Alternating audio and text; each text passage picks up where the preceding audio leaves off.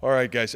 Really not a lot from my end, other than just to say, started the practice for us, practice 1 and 2, the last 2 days. Today's a little bit of an off day, and then we kind of continue to move ourselves forward, starting back in it again tomorrow. But been a really good summer for our football team. We're really excited to be back and started. Obviously, this time of year, everybody's really excited about their football program. There is a lot of work to be done for this football team, and again, part of our sport is playing the game of football. So, there's a lot of growth that needs to happen from now till the start of the season, but we obviously look forward to those opportunities. But appreciate all you guys do for us, and certainly open it up to any questions you guys have for me. You raise your hand and just grab a mic before you ask. Start over with Rob. Matt, you've had a lot of really good wide receivers, tight ends, pass catchers as a whole come through. But when you look at Jaden, almost 1,000-yard receiver, Jalen, what he's done, 800 plus, 7 touchdowns. You add an almost 900-yard receiving guy in Eli Green, and Isaiah Alston. You got Ben Bramer. How deep is that room for you this year in comparison to some others where you've had obviously some great players there? Yeah, I think, Rob, you go back to a little bit and you think about that team in 17, 18. 17 you had Trevor and you had Akeem and you had Allen at the same time.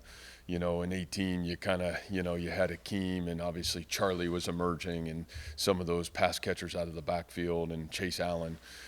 So I think, it's been really rewarding to watch this group come together, because you're right. I think you saw mid-year kind of what you had the ability to become as guys really started to evolve into what their true talent has the ability to become. And you pick up some guys in this off season, and then you got some young bucks. You got Benny Nagoye, who really we felt came on internally, made a great play in the bowl game, and just saw some great talent there.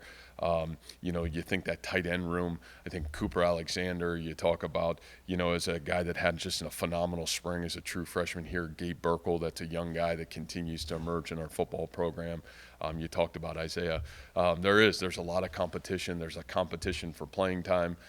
There's opportunity for us to continue to evolve offensively, because you have the ability to create some matchups with some of those guys. And then, what can't be undersold is just how talented those top 2 guys are. I mean, who Jalen Knoll is, what he's got the ability to put a finishing touch on just a phenomenal football career here at Iowa State. And I think we've all watched his kind of just transform into this great football player, during his time. And then what Jaden Higgins has meant to our team, it's been awesome. And, I've talked a lot about what Ben Bramer did a year ago as a true freshman. I just think his talent is certainly through the roof of what he's got the ability to become. So the great thing about all those guys, as much as their talent is, and I think we all know talent is really never enough, the reality is those guys are addicted to being great.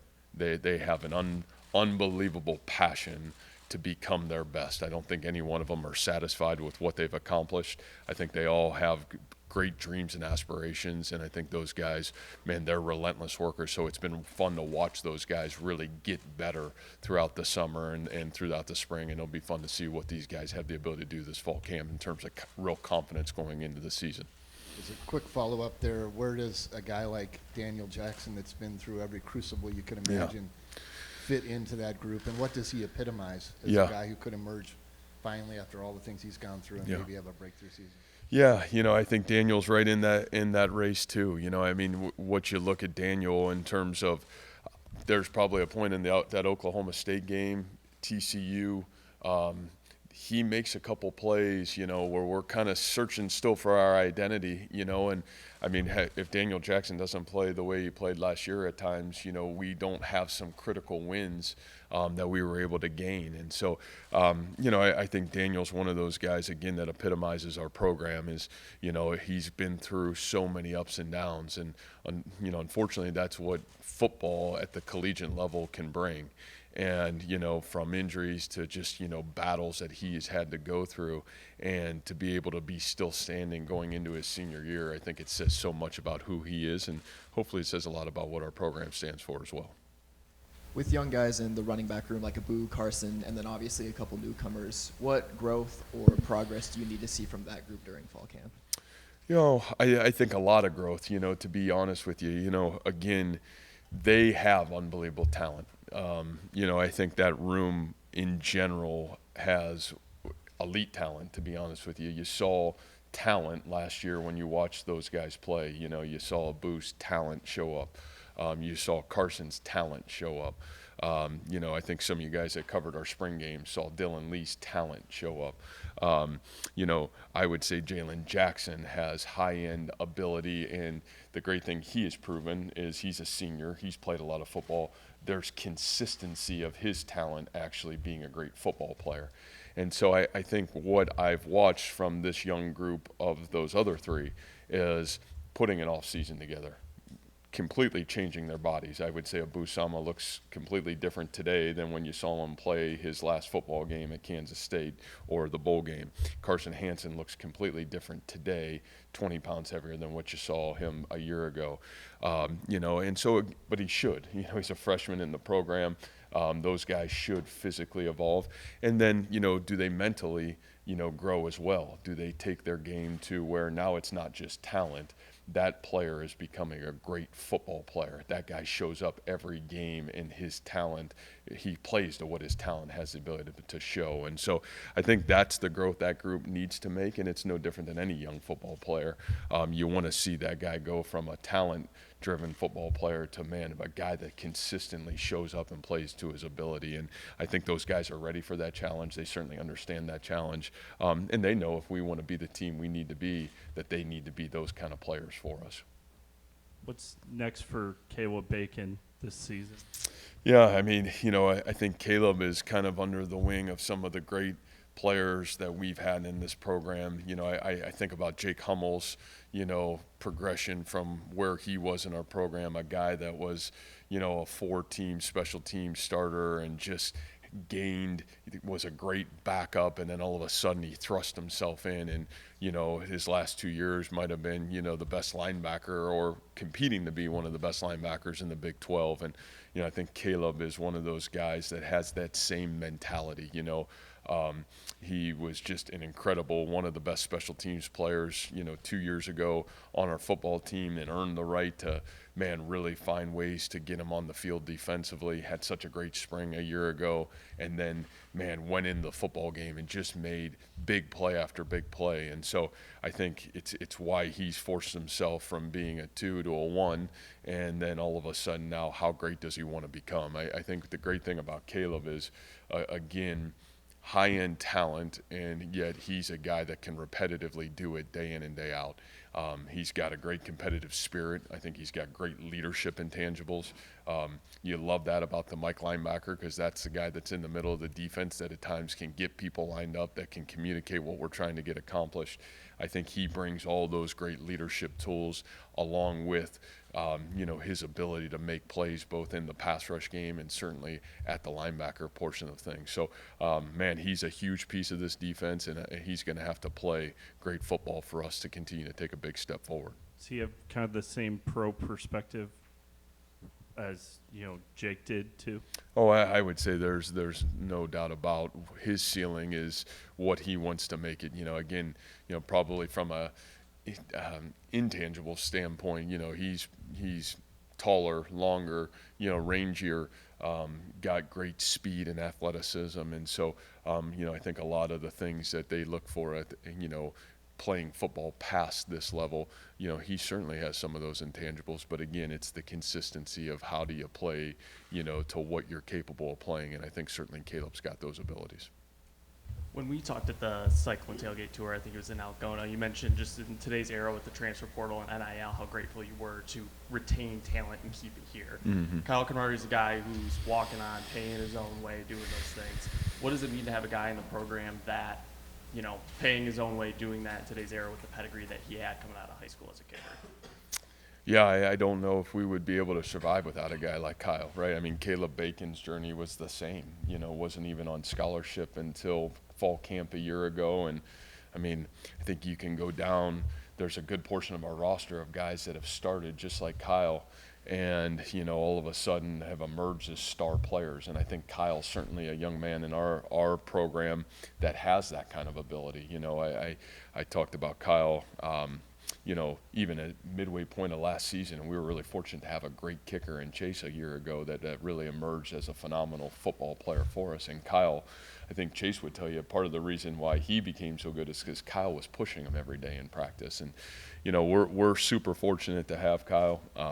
There's a high-end belief factor from our coaching staff and myself because I've watched how that guy's worked. But when you say you're grateful here for the young men that we have in our football program, it doesn't matter if it's the starting quarterback to the young man that's walked in and been a part of our program. Today's world of college football is so unique and different that we're really fortunate to the collection of football players that reside in our locker room right now. And I don't take it for granted, and we're really appreciative every phase we go in, and we have a locker room that really believes in what we're trying to do, and they've stayed the course with us. We're grateful for it. The last year with the pass rush, there was ups and downs last year. Where have you felt like they have improved this season, and does that improvement come more from scheme, from personal growth, or kind of a combination of it? Yeah, well, it's like anything. I would say a little bit is, again, let's remember what we're measuring ourselves against, right? We're measuring ourselves against a collective 5-year span where we were the top of the Big 12 in tackles for a loss and sacks, and obviously you had Will McDonald, Jaquan Bailey, you had a lot of veterans, Eni Uwazurike, great veterans on that D-line, and we were really young on that D-line a year ago, and so we did take a step back. And but what I saw emerge this offseason is, again, no different than the running back room and some of those other rooms. We got older, we got a little bit more veteran, and I think what you've seen is, there was great talent in there. It's that talent beginning to play consistently to its ability. And then you add some great pieces. Kennard Snyder, I know I've talked about. I think Kennard has got a chance to be an extremely special football player for us, had an incredible spring. A young man that's played meaningful snaps, has had big sack numbers in college football at the Division I level already, and I think comes in with a lot of confidence. You see the emergence of, J.R. Singleton and Dom Orange and what those guys got the ability to do in some unique situations. I think Tyler Onyedin has got a chance to be one of the great defensive linemen that we've had here at Iowa State. And so I think that room's emergence, Trent Jones, a young player that has gotten better and better. He's got great pass rush ability, and we talk about Ike and some of the guys in that room that got real pass rush ability. We're excited, and whether it's scheme or whether it's players, we know we need to take another step forward in how we affect the quarterback and obviously our ability to create negative yardage plays. But I don't think we've ever been on a shortage of that. I just think the ability to mature in that area from where we were in 22 to where we were last year to where we need to be in 24. Yep. You mentioned a couple of times needing guys or wanting guys to go from talented football players to consistent football players. How generally do players get from A to B there? Oh, well, I again, that is college football. That's what you guys get to cover, and that's what we get to coach. And this isn't professional football, and sometimes I think we probably all get lost in the sauce on that, right? Like 18 to 22-year-olds, that journey and that evolution is, you're trying to become consistent at your craft. And I think those of you that have followed our football program, at least over the last 7 to 8 years, you can tell why a guy is emerging to become an NFL football player. Man, you cover that guy, you come in on Saturday, you come in and you watch the game, and that guy's a dominant football player every Saturday. And I think those have been the guys that have continued to go on and play in the National Football League. And then there's probably guys you've covered along the way that you're like, man, those guys, at times, those guys are good players. And, man, for whatever reason, it's not consistently at the level that they show up and they pop off a little bit. And so that is probably the real reward in coaching that we're constantly trying to find is who are those guys that, number one, have that talent, and then who are the guys that have the mental and physical grit and toughness that they can show up every day, and they love football so much that they can repetitively show that talent game in and game out, day in and day out, through a positive, through a negative. I think that's the fun thing about football, and that's the hard thing about our sport too is, you say, like, man, how do you get there? Man, you got to be really tough. We talked about 3 things in that area. You got to be curious on how do you get better. In our sport, it's so there's so many factors, from physically, how do you get yourself there, to mentally, how do you get yourself there. And then you got to have a little bit of grit and knowing that, hey, there are going to be tough times. My favorite story of like that question that you ask is like, man, Brock Purdy's game against Baylor here, and he throws 3 interceptions. Gonna happen. Like, don't want it to happen, gonna happen. And yet how that guy came back and played the second half of that football game, and his ability to do that, man, that takes a little bit of mental toughness to be able to have bad things happen. And unfortunately, bad things are going to happen in our sport and in the game. And man, do you have enough mental toughness to be able to show your talent through that? So I think those are things for us that's maturity. That's what you see sometimes with a young football team, is you don't have maybe the banked reps and equity to handle, all that comes with you. And I think what you hope as a young man's talent continues to mature in your program to become 20, 21, 22, you see, that grit and that curiosity grow so much that all of a sudden that football player's got a chance to be a really consistent special football player over time. And so I think that's kind of really fun probably about where this team is you see a little bit more of a mature football team. You see a team that has certainly have banked reps and have banked equity from last year to where we are this year right now. Is 4 down linemen something you guys are still entertaining? And if you are, what does that wrinkle provide the defense?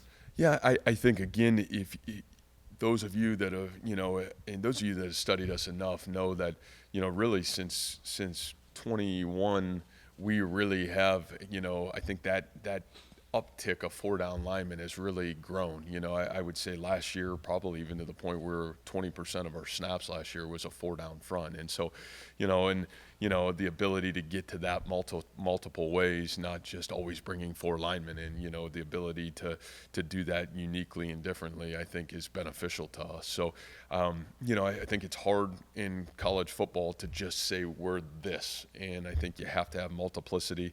You got to continue to find ways to put your players in the best situation to be successful, affect the game.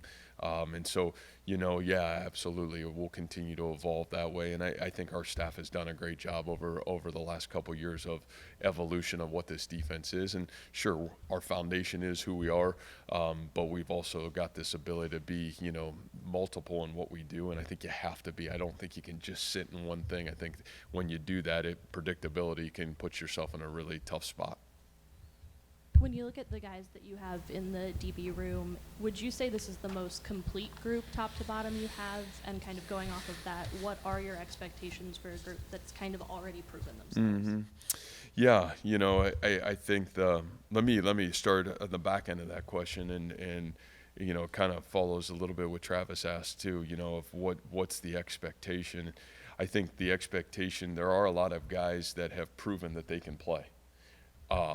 Can you play at the level that it takes for us to play championship football, right? Can you play at the level that it takes for us to play to our best? Well, I think what the fun thing that we think is we have guys that have great ability and talent and have gotten really good game reps and at times have shown the ability to play really good football. But can you play that way for 12 guaranteed games in the fall? Can you put yourself in the ability to come every day and be that player? I think that's the challenge to that entire defensive back room. And I think what is hugely positive, again, is you look at the amount of guys that have played meaningful reps, and a lot of it because there was a lot of injuries a year ago. I think our depth got challenged a year ago. So what happened is a lot of guys got quality opportunities to play. And I do think when you play and you don't have success, it's kind of good to go into the offseason and say, okay, well, where are my gaps? And where do I have to grow and get better? And I think a lot of those guys got great conversations. You talk about, when you talk about corner, you talk about Miles Purchase, and obviously you talk about Darian and John Tiz.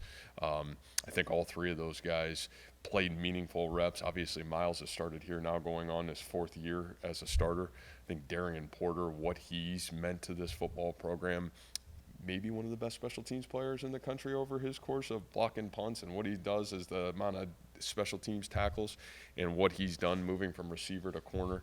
I just think Darian's ability and talent is as high as, again, he wants to take it.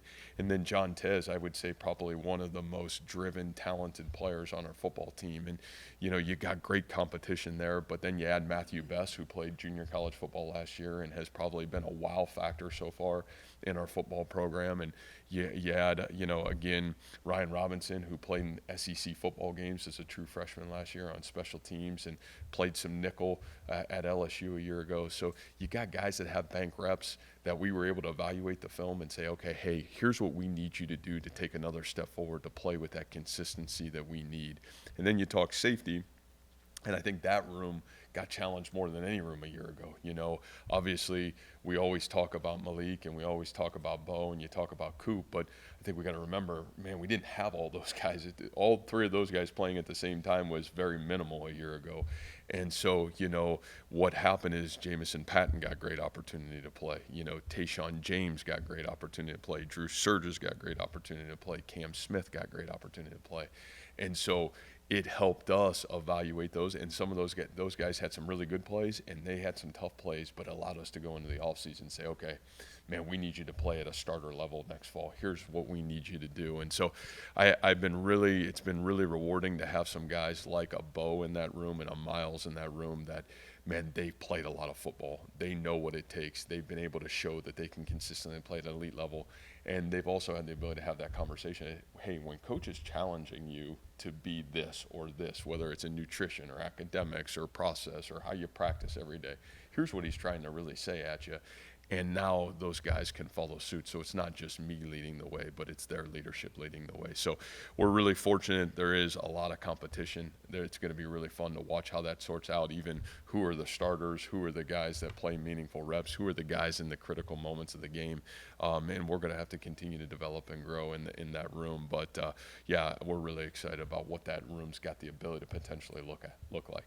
Last season, you were asked a lot about the success that the passing game had. You've been asked a lot about it a lot this offseason as well. But what's the importance of you guys being able to find balance offensively? Because you talk a lot about the importance of being able to run the ball. Yeah. Well, I think, again, when you've looked at Iowa State's offense over time, 2017, 2018, 2020, one of the best offenses ever here. And certainly, right up at the top of the Big 12, it's had great balance. And, you have to have balance in college football, and that doesn't mean, that means we're going to run every time on first down and you're going to throw on third down. The balance comes in terms of, man, when you get to the end of the football season, what's the defense giving you? Can you have the ability within the football game to take what the defense gives you? And I think those years when we've been at our best, we've had this unique ability to take what the defense gives us, whether, man, they're going to play back and not try to give up the big play and our ability to run the football, or, man, they're going to challenge us and we got to be able to make plays down the field in our passing game. And so, again, that's where, having all the tools to be able to take advantage of what the defense gives you is so critical. And then obviously having to have the knowledge and, the ability to consistently do that is big for us. So, I think balance is huge, and the ability to have all those tools and weapons at your disposal when you go into a football game. And to improve the rushing attack in 2024, what kind of role does the offensive line play? Because in Vegas, you seem to kind of hint that, like, as much as it was on the running backs to take a step, it's on the offensive line to also improve. Yeah, again, I think when you talk about those teams that I just talked about here, you talk about high-end success of the O-line. You talk about really good offensive lines that played statistically maybe as good as anybody in the country at that time, and I think this group has got a big challenge. If we're going to be a team that's going to compete for a conference championship, that's going to compete, as a top team in college football, I don't know if you can do that without a top-end offensive line. Again, that offensive line's got to do the same thing. They've got to be able to protect the passer in the passing game, and yet they've also got to be consistent and physically tough to dominate in the running game. And so, I think you saw that group take a big step forward a year ago, but it's going to have to take another monumental step forward if we want to be the team that we've got the ability to become. Coach, it feels like, at least externally, this is the first season with expectations since that 21 team. Mm-hmm. Are there any lessons that you learned from that team that you're approaching this year with? Yeah, and I think you learn a ton, right? I would say, for me, that you're constantly growing. And in 21, uniquely, it was a very, I would say, unique and different team too. You had almost 30 seniors.